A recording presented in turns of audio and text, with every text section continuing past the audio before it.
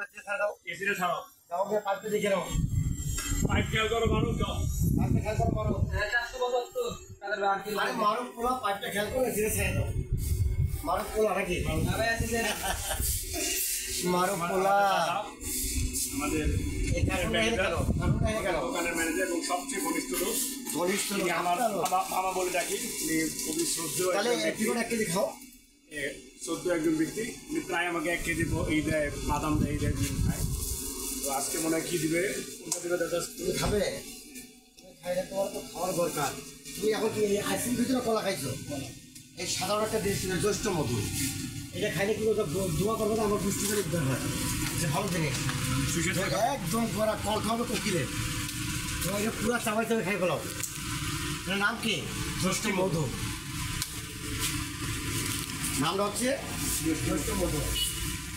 এর উপকারিতা অনেক। কাদের ভাই কই চালাই দেন। পোলা পাইন কই? পোলা পাইন তুমি এসে বলবে না শোনো, 1 থেকে 2 মিনিট পরে